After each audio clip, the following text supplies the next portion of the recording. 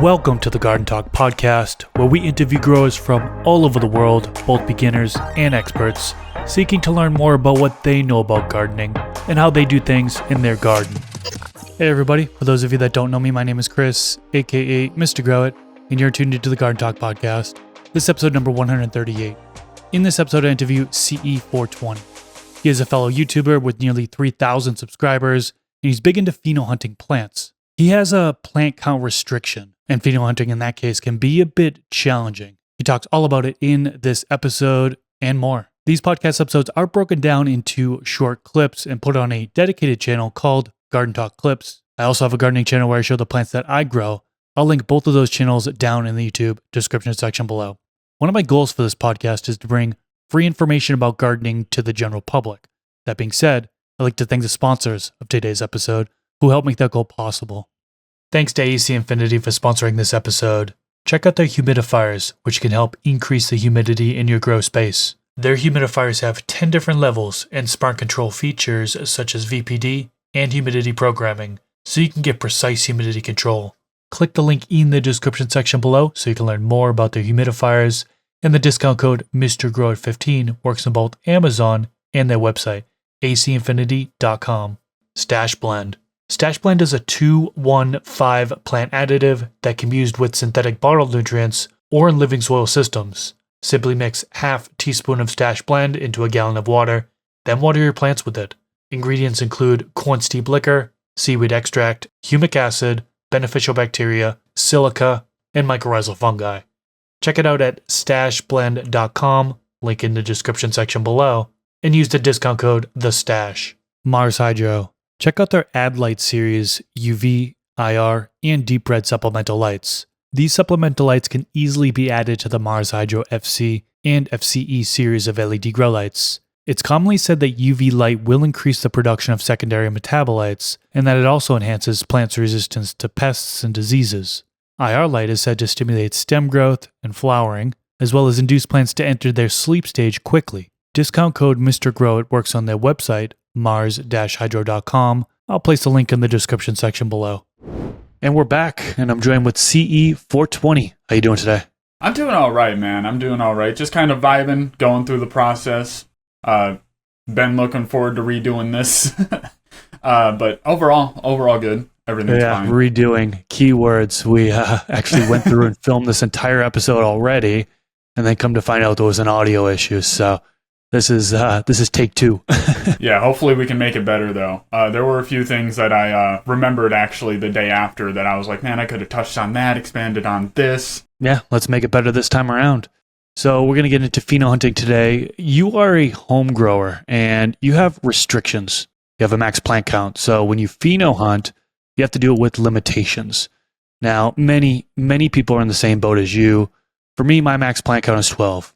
All right, not bad. I can deal with that, right? That's pretty good. Yeah. But there are many states that have a 6 as max plant count. You've got most of Canada, 4. I say most because I believe Manitoba is still fighting for home grow. Mm-hmm. You've got Montana, 2 plants is their max. So it can be really difficult to pheno hunt with this particular restriction, but it's possible. So let's get into it. We'll talk about pheno hunting, how you go about doing it, and doing it with a small plant count. But first, can you tell us a little bit about yourself and how you got into gardening? Yeah, so I got into growing pretty early on. I was super interested in plants. I got to watch my dad grow, and I got to get my claws in an early understanding of this plant and its medicinal benefits that are still being researched on today. And I even wrote a research paper in middle school, one of the few A's I got in school, thank you very much, of why it should be legalized. And it was a persuasive essay that I feel like I did really well on, and the teacher must have concurred. And then all that snowballed through my teenage years through an interest and a passion and a fire. And because of my stubborn personality and just my grasp on this plant, it doesn't look like I'm going to let it go anytime soon. And it's just expanding into an ever wondrous kind of passion and interest and drive to do better, not only in this aspect, but also branching into gardening other things and in different ways, being able to feed my family and the community. So it's just been a beautiful journey all along, and I'm trying to spread the message as much as I can that anyone can do these things no matter what you have going on. So I think this is going to be something very important to tackle when you're dealing with something that's super limited and you can't grow as much as you might want to, how to find what you might need. Awesome. And I know now you're at the point where actually been doing it for several years, which is YouTube. So you have a YouTube channel. I believe you have some other social media as well. What kind of got you into YouTube in this community? Okay, so I've been into YouTube for a long time. I've been into content creation for a long time. A YouTuber that I took very early inspiration on actually is Joe Santagato, and he is a YouTuber from New York who made super entertaining content that I found really appealing as a teenager. And I got into the content creation route very early on in my late teen years and made a bunch of videos on a channel. And I have since deleted everything on there. But I went from content creation, and then I got the passion for gardening. And I was like, if I just did content creation, if I did documentation around this plant, I think I might have something there. And I since listened to a lot of guys like Pigeons 420, a guy, Mr. Grow It, who you guys know. And I got into a lot of these guys, and even Mr. Canucks Grow, but a lot of them were a little bit deeper into the science, and I had to back off a little bit, learn the nomenclature, get the layman's terms down, and then I was like, all right, this seems like something that isn't the most complicated thing in the world, because getting early on in the growing, I thought it was going to be like this super specific scientific process. I mean, watching my dad do synthetic nutrients, I was like, he's putting these potions together, mixing everything into water. He knows everything to do.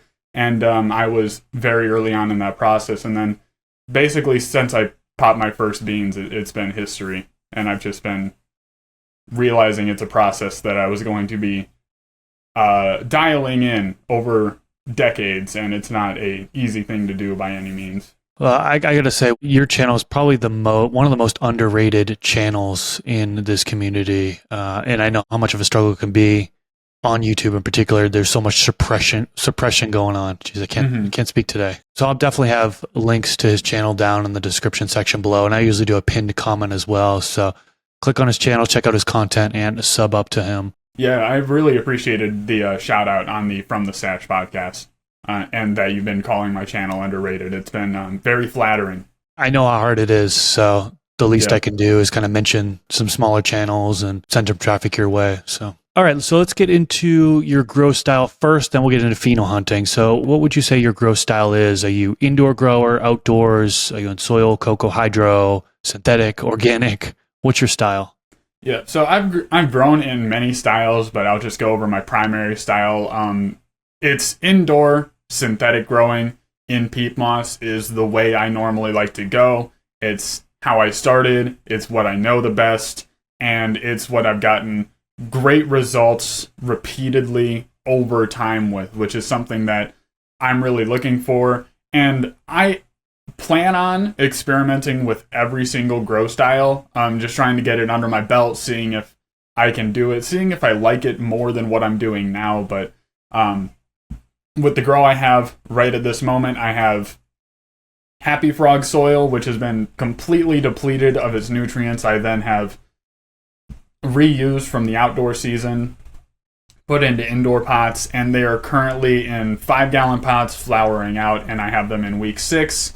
I don't know if the stash blend technically makes my grow synganic, because I know the stash blend can be used with living soil and organic mixes, but right now I'm using base flower nutrients from Remo Nutrients, and I am using the stash blend for all the additives and everything. Nice. Yeah, stash blend, whether or not it's organic is a common question. And, we decided not to go the OMRI certified route. It's just, and a lot of companies these days aren't going that route because there's so many fees. There are many, many fees. You got to register in each state. And all that goes above my head, but from what I was told by higher ups and people know that's what's going on, they said it's just simply not worth it to go for that OMRI certification. But the formulation chemist says, in his eyes, it's organic. So we're just going to go by that. I don't really respect certifications personally as much as I respect the process. And if we can get down there and find the scientist's word on it, I'll just take that. That's perfectly fine.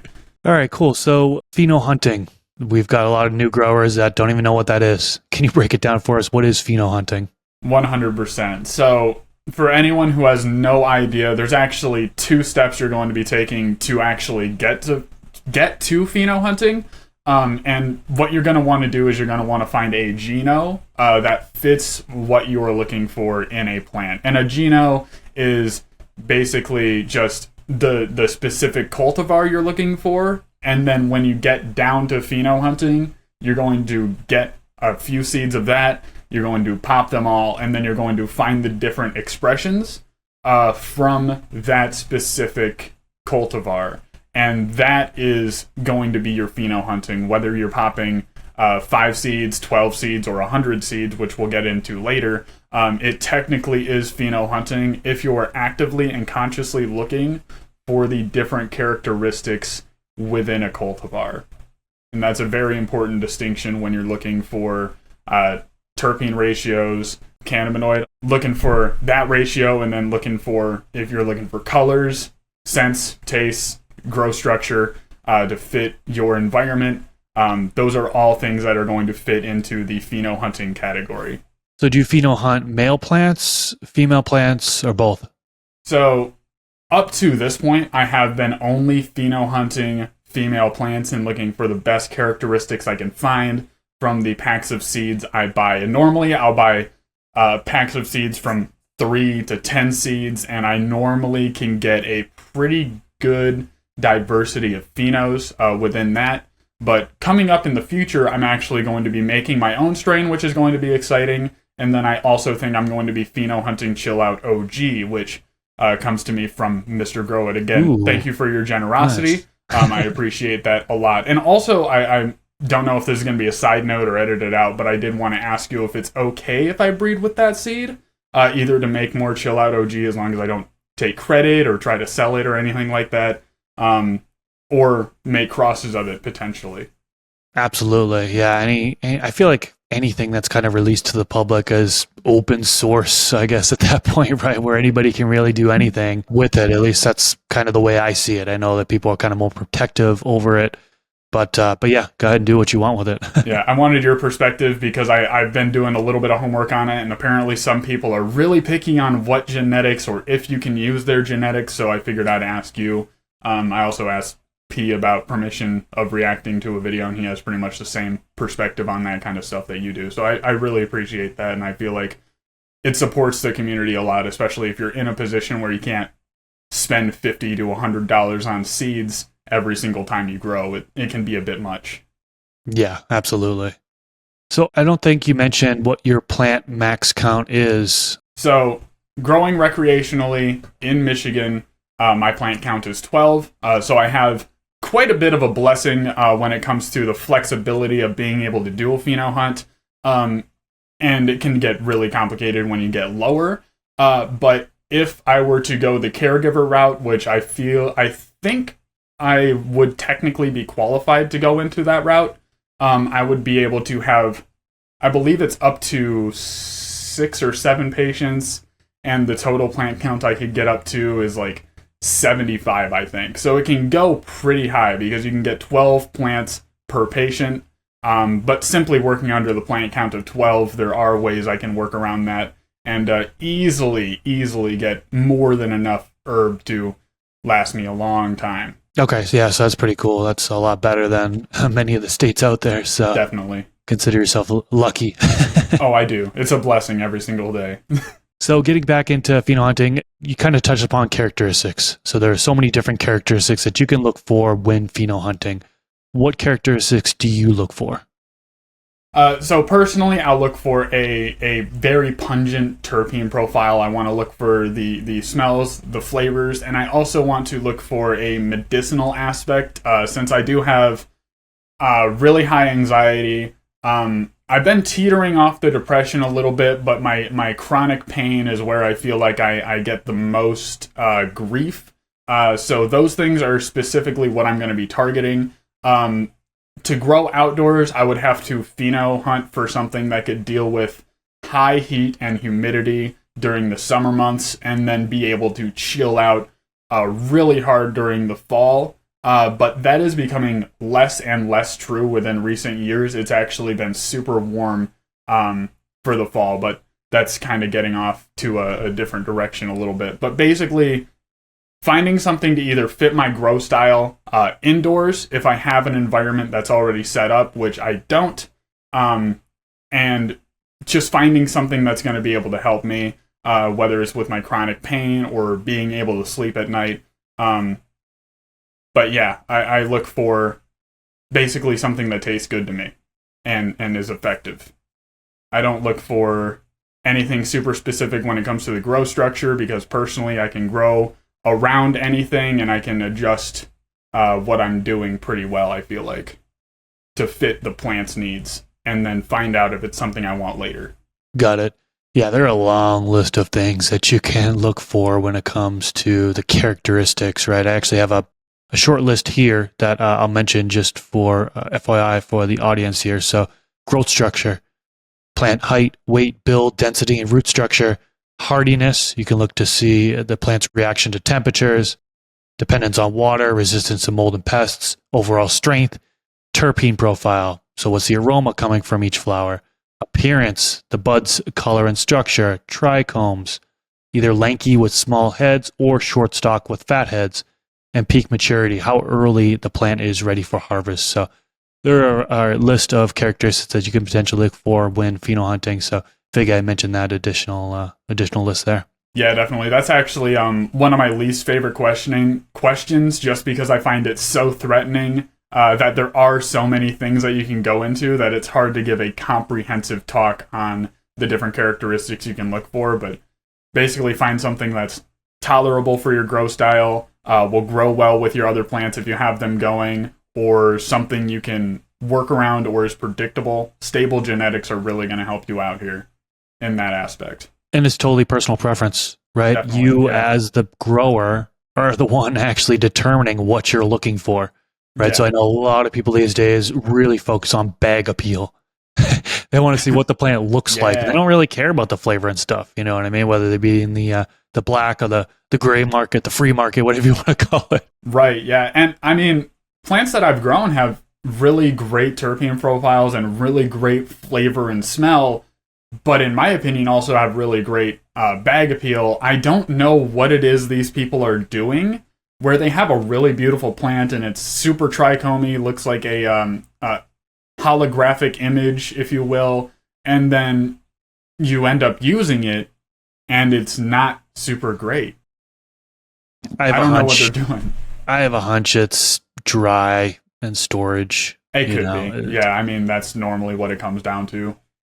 A lot of people aren't really going after those lower temps when it comes to drying and storing, really. I mean, a lot of people are now going in wine fridges or even their regular refrigerator, just above freezing temperature in order to preserve it for longer. While other people, they're just letting it go in their room temperature or even higher than room temperature. And unfortunately, terpenes are just volatilizing off at that point. So I have a hunch a lot of this stuff where people are like, oh, this doesn't have any flavor on it. It's like, well, how was it stored? How long have you actually had it for? Because, all the flavor could be gone by now. Yeah, 100%. I mean, it doesn't really help my perspective that when I harvest a plant, it'll go through like a 2-week curing stage by the end of all of it, and then it'll be gone within 5 months, so it won't even get to the optimal curing range. It doesn't get to that. So I could have some bias there, but at the same time, you see these things with dispos where they're like, oh, it got chopped like a week ago. It's like, well, then why is it in a package right now? How did it get through all this testing? But that's completely different too. It's just crazy processes that I don't know the ins and outs of. Yeah, same. So when you're planting seeds, how many do you plant for a pheno hunt? So if I'm going to go for a pheno hunt and I'm looking to specifically get a keeper from the hunt, I'm normally going to go 5 to 10 seeds.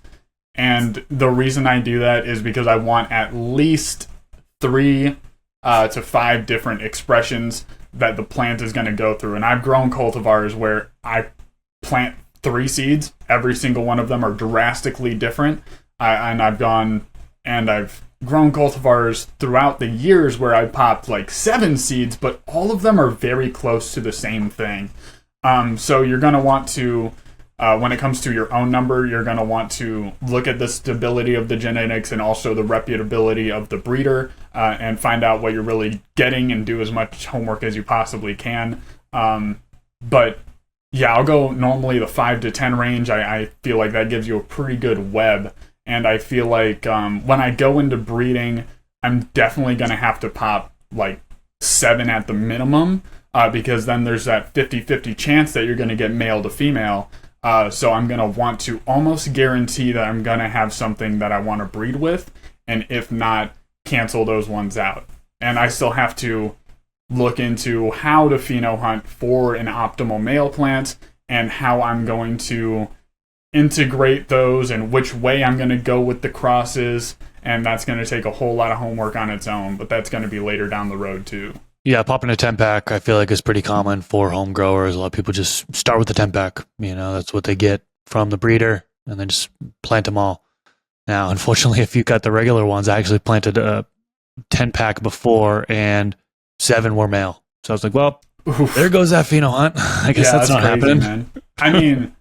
I mean, you could breed around that and be like, well, I'm going to breed these seeds and I'll just have infinite things I can pheno hunt from these genetics and find out what it can really do. But then that plant limit comes back into play and you're like, well, I can't plant all these 150 seeds I got. So I don't know if you play Elden Ring or not, but I feel like popping 100 to 150 seeds, that's basically playing pheno hunting on easy mode. I mean, you can just pick out something and then be like, yeah, this is it. This is the one. I wish I was It'd be so good. Pheno hunt with hundreds of them. That would be incredible, but unfortunately, that's not legal for me. Right, yeah. Me too, man. Me too. Okay, so you've planted your seeds. What are you using for a medium typically, and then container size and type? Yeah, so I'll go into, I'll go right from planting in a solo cup, letting that plant sprout, and then once its roots get too big for that, and I do that to avoid overwatering primarily, but also not to waste too much space on a individual plant or too much material. So it'll go from the solo cup right into a 1-gallon fabric pot, and I'll use fabric pots throughout the entire grow. As for the medium, it'll normally be peat moss unless I go with an organic mix, but if I go with an organic mix, it normally was amended with peat moss. So peat moss primarily, and that's just how I've been doing it. I feel like it has good drainage, good aeration, and it's just a solid grow medium overall. And then when I actually get into the flower, I'll normally increase my pot size, whatever it is, by at least 3 to 5 gallons. Because I want to give those roots time to expand. And if I'm really worried about the growth rate, it will be more, but that's pheno specific, that is cultivar specific, and you just kind of got to know your plants and how often you're transplanting at that point, because once you get into flower, you're going to have to stop that. Got it. Yeah, the larger container, the easier it can be, generally speaking. Now, I learned a little tip from a breeder way back, well, actually not too far back, but Canadian Leaf Genetics, shout out to him. He was on the podcast before. He had mentioned that he does it in 2-gallon containers. And I was like, that's pretty interesting. 2 gallons. That's kind of small. But he's keeping the plant small, because he's really just pheno hunting and he's not really growing these plants massive. So he's basically putting them in 2-gallon containers. And when I tried it, it actually worked out pretty good for me. I had them all hooked up to auto watering systems because it becomes difficult because the medium can dry out so quickly in 2 gallons. So adding an auto watering system like Blue Mats, for example, it makes things so much easier. So I've had a lot of success doing 2-gal and then I can fit more plants in that grow space, whatever grow space I'm using, whether it be a 4x4, 4x8, or whatever. Now I've done pheno hunts in 3 gallons, 5 gallons, and like I said, it just makes it a little bit easier when it comes to like watering and stuff. And yeah, I did a low key content creator night, and I was actually looking through all these different channels and trying to find smaller ones that maybe don't have the appreciation or ones that are doing something unique. And there was this guy who only grew like super small plants, and he had, I can't remember if he had them in like a solo cup or like different small containers, but they were all basically like directly into flower. He was like, this is enough flower for me. I don't use that much, and I only need 4 plants that yield like a half ounce to an ounce. And I'm like, that's really cool for you, man. And there's another YouTuber that grows exclusively in Pringle cans, from what I can tell. So I don't know if you've seen that or heard of him. But then there's also the Solo Cup Challenge that's going on right now. So there's some crazy stuff you can do with smaller containers. That's just not something I do a lot, and I wouldn't necessarily be comfortable unless I dialed in a auto watering system around that. oh, absolutely. You can definitely do stuff with smaller containers really well. Shout out to Mr. Boofman. I think he grows in 1 gal. I'm trying to get him on the podcast here. But he gets some amazing results with those small containers. I'm just like, how do you do it, man? He's got these real tall plants too. So I'm trying to get him on the podcast eventually and talk about that, because you can do so much in small containers. And I think it's generally frowned upon. It's like, oh, what is this guy doing? It's real small scale and stuff. But it's like different strokes for different folks. Like that gentleman said that you had went to his channel, he's only growing for himself. So he only needs a half ounce per container. Good. Let him do his thing. You know what I mean? If he's able to do it, and that works for him, hats off to him. But yeah, there's so many different styles to grow this plant, so many different size containers you can use, and ways to go about it. So yeah, that's what makes it so fun, in my opinion. Yeah, and one more thing too that actually goes along with that is that there's actual limits to how much you can have within your household, and some states they limit it at 10 ounces, and you're like, well, if I can only have 10 ounces, I can't grow a plant that's 1, 2, 3 pounds. Like, I'm literally not allowed to do that. So that's something else that people need to take into consideration too, especially when they're frowning upon different growers' grow styles. It's like, not only are you wrong, but you're wrong. How about nutrients? What do you typically use for fertilizer? So going into nutrients, I've basically grown from beginning to end with Remo nutrients, and I've done garden, like the kitchen scraps, organic material, just kind of amended into our peat moss mix into a giant pile in the backyard, and that would serve for our outdoor soil. And those are the 2 routes that I've gone down so far. And I've only been doing this for 4 years, working on my 5th year, so I haven't had a lot of time to experiment or experiment well. So I'm looking forward to branching off again. But it's been synthetic indoor, organic outdoor, and that's just kind of how it's been up to this point. All right. And then environment conditions, what do you typically aim for when it comes to like temperature, humidity, CO2? Are you into that at all, or what? Yeah, so this time, this grow cycle in my 6x2 closet, I've actually been experimenting with a exhale CO2 bag, which I picked up, and I actually noticed a higher growth rate since putting it in there, so that's been good. But I haven't actually been able to measure the levels on that at all. As for temperature, humidity, I'm going lower on the temperature since we're hitting the late flower, but it's still so hot in that room right now. I think I'm going to have to take a seal off, keep it dark in this room, because it's getting like into the mid 70s when I want it to be in the high to mid 60s. And then humidity, I kind of go middle of the road. I had it at 75, 70 to 75 in the veg stage, and I haven't actually been able to measure it because my meter broke that actually measures that. I don't know if the battery died or something like that, but I haven't noticed anything unhealthy going on with the plants. I just kind of go middle of the road vanilla, see how the plants actually react to the environment. That's textbook for these plants, and I'm actually dealing with a little bit of toxicity when it comes to the nutrient aspect of things, so I'm going to have to flesh those plants out a little bit and see how they recover from that. This late in flower, it might be a little complex, but environment, not experimenting too crazy. I have 2 Spider Farmer SF2000s, which that style, I don't know if they make anymore, but that's a very solid light for a small grow space, and I've got 2 of them dimmed all the way to 100%, really cranking that light down on them, and they seem to be responding really well. That was going to be my next question is, are there certain lighting levels that you aim for when pheno hunting? Some people will kind of adjust the light. They'll play with the light, whether they give increased amount of par than normal or less than normal, just to kind of see how the plant reacts. Are you messing with the light levels at all, or just kind of keeping consistent? Yeah, no, I've been keeping it pretty consistent. I'm trying to just stay in the middle of the road between stretching for light and then also burning from too much light.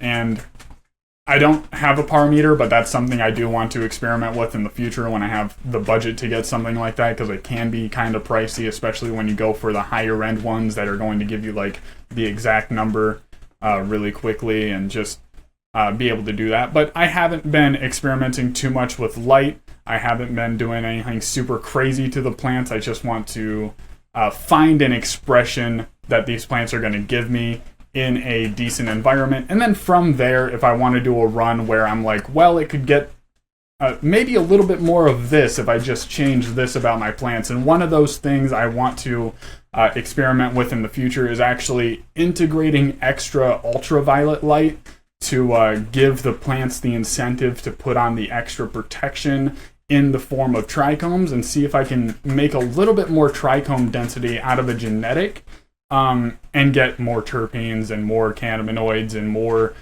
just more of everything, and then go through an air cure and see what it comes out with. Okay. Now, how about plant training? Now, this is one thing that when you're pheno hunting, you got some people who just want to let the plant grow naturally and see how the plant reacts naturally, and then kind of make their selections from there. Other people train the plant. They want to see how the plant reacts when you're training it. What way do you go about it? Yeah, so I actually have 2 answers for this question. I will train a plant if I'm looking to get like a lot of clones off of it, and I want to maximize the tops. I'm looking to get the best candidates I can possible. So for a normal, like looking for a pheno, doing the pop-in, I just want this cultivar, this pheno right here. I will go through the training because I want to see how it's going to react to my grow style and put up with the stresses that I want to put forth. Because if it doesn't put up with that and it's not going to put out what I need it to, when push comes to shove, I'm not going to stress myself out with dealing with a genetic that's not going to deal with me, because I feel like you need a symbiotic relationship in every single aspect of the grow. But when I'm going into breeding and making my own genetic, I'm actually going to take the opposite step in seeing how the plant interacts with the environment and how it grows naturally to get a general idea of what I could do with that plant. And I feel like that's going to give me a deeper layer of understanding once I get to that point. Okay, I like that. And then as far as stress, there are so many different ways you can stress the plants out. Precision stress is kind of what I'm referring to, whether it be the temperature, humidity, drought stress, nutrient stress. Are you doing any type of stresses for the plant while you're pheno hunting? So I'm not really doing anything special. I did put a second light in there, doubling up the light, giving it something that it's not necessarily used to. But when it comes to precision stress, I might experiment with drought stress or something like that, or I do a lot of low stress training. That's something I like my plants to be able to deal with at the very least, being able to get your stems weak and bent over so we can maximize your tops.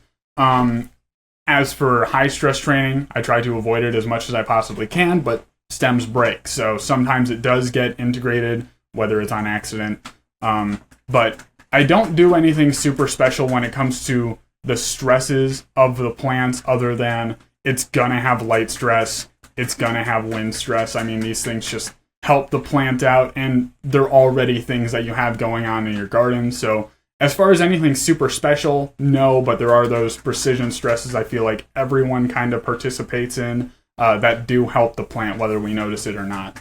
Got it. You mentioned the stems. Reminds me of the stem rub technique, where people, basically take the stem, rub it, and then smell their fingers and try to get the hint of the aroma, see whether they like it or not, and they want to kind of continue with that plant or not. Do you do the stem rub technique at all? If so, how do you typically go about it? Like, when are you doing it and such? Yeah, so I do the stem rub technique, and this will normally be most effective before the flower stage, after your plants have sexually matured. So they're showing those pre-flowers, you've got the hairs on them, they're getting ready to put out what they're going to put out genetically with their finishing up. That's when you're going to get the best picture from the stem rub, in my opinion. But I wouldn't take that to heart. If it is something you like, obviously push it through. But if you're just getting a little bit of hint of something, plus that stereotypical, a veg plant smell, that blanket smell that you get from the plants, you walk in and you're like, oh, well, someone's growing here. That's mostly what you're going to get. So I wouldn't take that to heart too much, but to get a general idea of what you might be dealing with, I would. But just keep in mind that the intensity is going to change for every single profile. So if it's like, oh, it's nutty and there's like a little bit of vanilla there, the vanilla might come out just in the flowers way more. But at the end of the day, your plants produce trichomes from the beginning all the way to the end of their growth cycle. And there are terpenes and flavonoids in those trichomes, no matter the density. So you will get something, and it will represent your plant's genetics.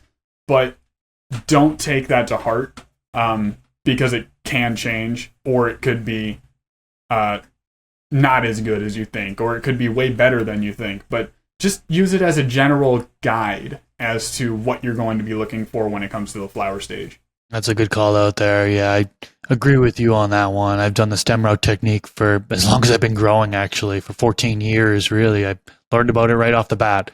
And I totally agree with you. I've had plants where I did the stem rub technique, smelled my fingers, got one a set of aromas, right? Flipped over a flower, and then things have changed. So I completely agree with you. Like, I would suggest wiping out plants because of a stem rub, and then seeing like, hey, I'm not really getting what I'm looking for off this stem rub while the plant's in veg, so I'm going to kill it off. Potentially, it might be better to let that plant get into flowering, really start to develop, and then kind of getting the smells directly from the flowers itself.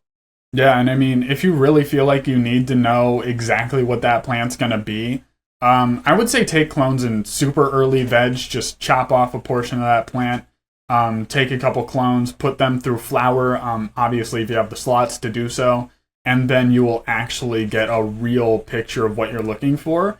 And then by that point, you'll be able to just eliminate plants if you really want to.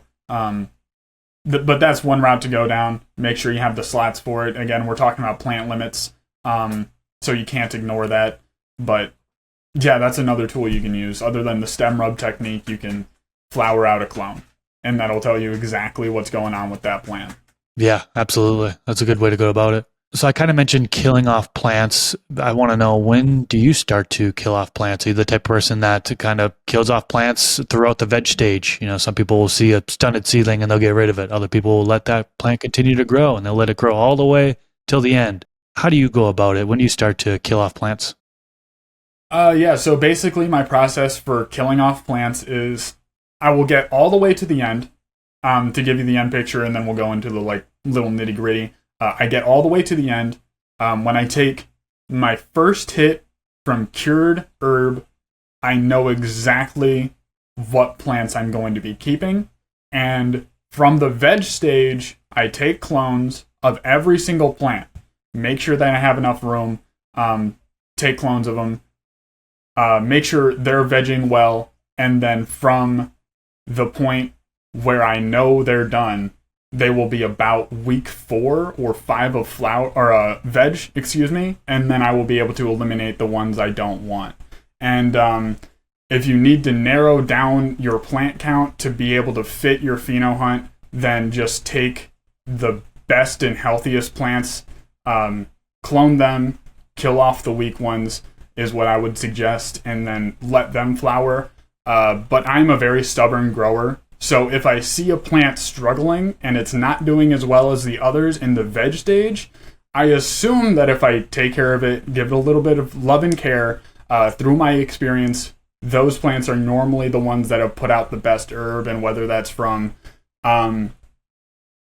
evolution, saying that the weaker plants need to have the better characteristics towards the end for whatever reason, maybe to protect them from pests, or dealing with light stress to protect them from one variability that they can. It is something that I have noticed. But yeah, a lot of people don't have time for that. So I would suggest just, if you need to, kill off the weak ones. I personally don't as much. I've had to refrain from doing that in the past.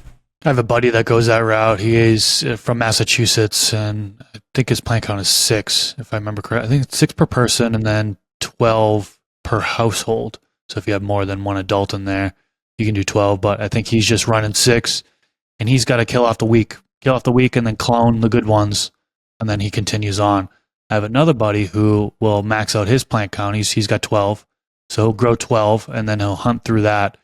But what he'll do is he'll let all the plants grow all the way till the end, and then towards the very end of flowering, and he'll basically cut as many clones as he can. I think it's right before harvest, so the clones haven't rooted yet, so he's still within that plant count, right, if things haven't rooted yet.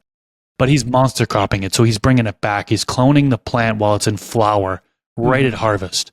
He's taking one of those lower branches, and he leaves the lower branches, actually, for this particular reason. A lot of people will cut those off right before flipping a flower, or the beginning weeks of flower, they'll cut off those lower branches that aren't going to reach the top. He leaves it because he wants to monster crop at the end of his cycle. That was kind of an interesting way to go about it when you have a plant count, when you have that restriction, be able to grow plants all the way to the end and then just monster crop at the very end, harvest the plants, and then you've got your clones that you've monster cropped, and then you can continue on with those genetics if you want. Yeah, so I can definitely see that argument, especially when you are someone who does their due diligence, you have a lot of research in the area, you geno-hunted really well, and you can look at the fragrance that your plant is putting off and say, oh, it has this, that, and the other terpene, and that's going to help me with these problems, or this is going to do that for me. That is definitely something you can narrow down for sure at the end of flower. But I do like to see how the plants make me feel before I make my final decision firsthand, because I don't want to throw away something like I have in the past that I didn't think I was going to like, but was actually really good for me. So I just try to avoid that mistake. Now, you kind of touched upon this next question. I'm going to ask it more direct, which is, at what point do you select the keeper pheno? Do you select just one, or do you have multiple keepers? Now, I'm talking about the very, very end. You're ready to select and then get rid of the rest. Just keep this one and continue on with it in your garden. At what point do you do that?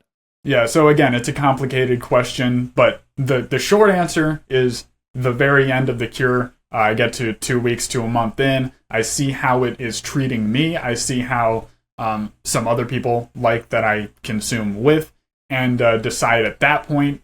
When it comes to selecting keepers, I normally will end up with more than one, but it's normally not more than 2, because, again, if you're dealing with a plant limit, you can't just have this cultivar be like your whole thing, right? You need to get a variation. Variety is king when it comes to that, and being able to grow a large amount of herb that varies in different ways and excels in different areas, I feel like that's going to help a lot of people. So if you can fill up your slots with 12 different phenos that are fantastic in 12 different ways, or 6 or 4, that's going to be the best scenario for you. But then getting into the breeding again, which I want to get into, it's going to be a matter of finding which characteristics I want to see in my own genetic, and then mixing those two together. So that's going to be a lot more of a picky process, and I'm going to be taking a lot more notes than just being like, yep, no, I like that one, and I'll deal with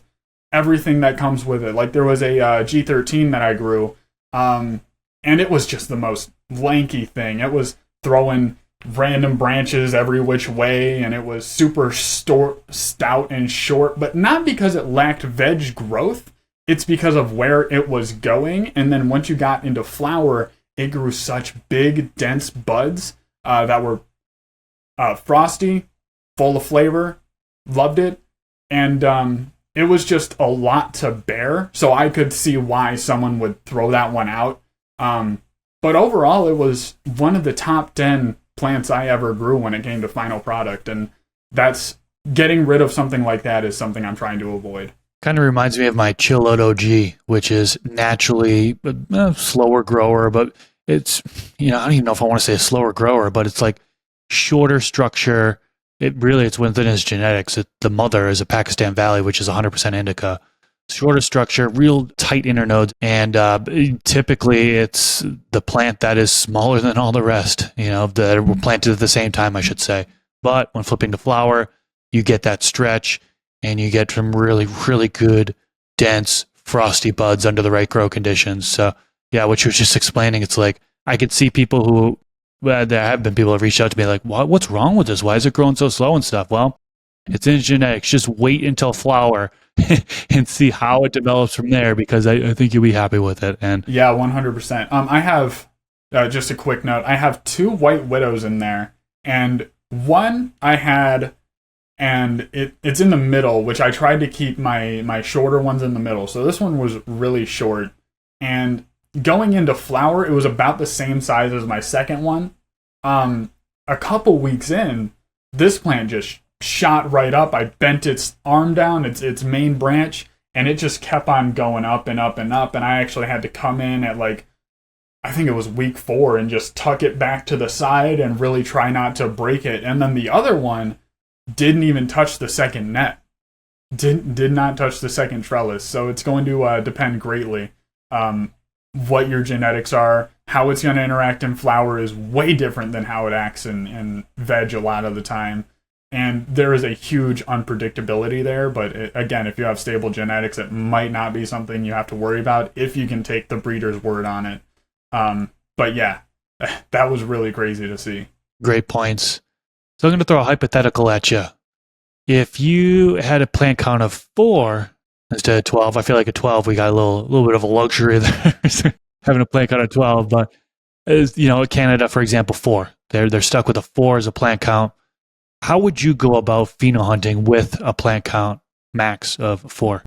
Yeah, so man, again, this is a nightmare of mine, and it keeps me up at night, just trying to theory craft around how I'm going to work around that issue, especially with the laws changing. I think that's something everyone needs to be worried about, is if the wrong people get the wrong idea of what we're doing, a lot more people could be facing this problem, and we could be back to none. But as for tackling 4, what I would do personally, going through the flower stage, I would pick out what I like. What is throwing out characteristics that I want to keep out of these 4 plants?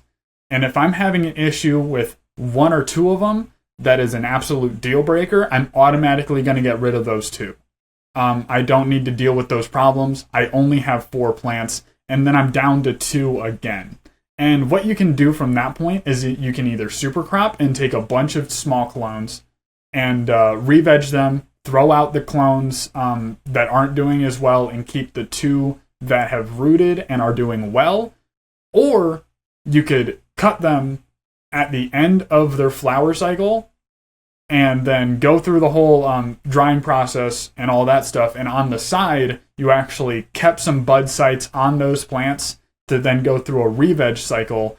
And then you could either re-veg those 2 plants and grow them out as their own again, or you could take clones, finish off your garden, and basically start from the beginning of that grow. Keep those 2 phenos, maybe finish those ones off, get a good yield that's going to last you a while, and then you can either move on to a different genotype, or you can just keep on growing those 2 phenos, whether they're the same cultivar or not.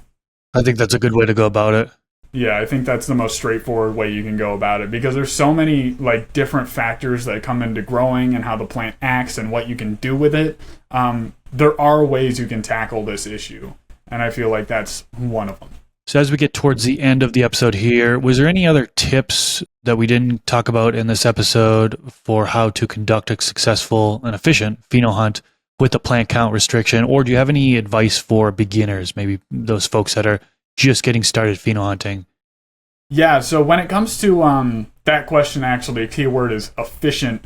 You want to work as efficiently as possible, branch yourself out as much as possible. And one thing we can actually take advantage of as growers, especially if you have a healthy growing community or growing friends around you, is send your friends either clones or seeds of what you're working with and have them grow them out. And then you guys can actually work together, multiplying your plant count from 4 to 8 or 12 to 24 and getting a bigger map of what you can actually look for in these genetics, and then switching and crossing accordingly to who likes what and who wants to keep who. And then from there, you can multiply it even more. If you got 8 grower buddies, you can multiply that. And it can be this big project that a lot of people are involved in, and there's a lot of trust and communication in that, but it can also make really healthy bonds if you do it the right way and you have quality people around you who aren't just out for themselves.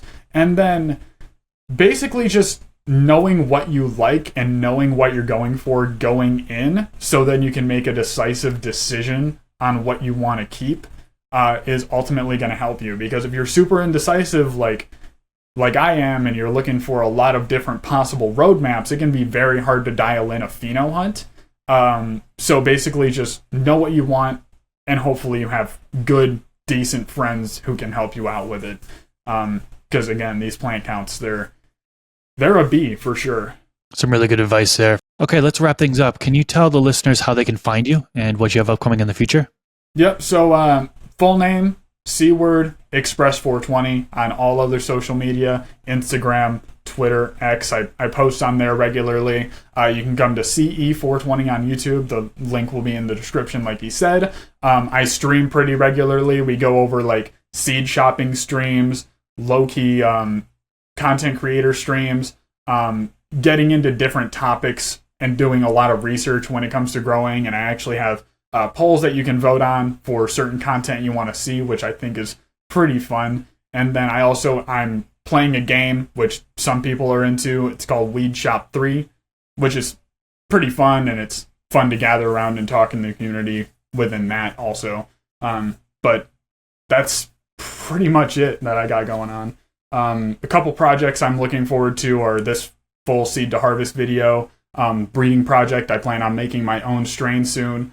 And just putting out as much content as I can with as high quality as I can possibly muster is my mission. Awesome. I'll definitely have a link to CE420's channel down in the YouTube description section below, and also as a pinned comment so you can easily get to it. Sub up to him. It's got some good content. Thanks so much for coming on, man. I truly appreciate it. For the second time, technically, right? This is take two, second time. I'd like it to be a different episode, but man, I enjoy talking to you a lot, so it's definitely fun. And I've been having a lot of fun interacting with your guys' community lately too. It's been a great time seeing what you guys got going on your highly uncensored videos and your live chats, and the Tea with P is really fun too. So just interacting with you guys has been great. Yeah, it's always cool seeing you in the chat. Awesome. All right, well, I will let you go. Took enough of your time. I appreciate your time, and hope you enjoy the rest of your day. Yeah, I hope you do too, man. I hope it's good for you. Peace out, everyone. Catch you in the next video.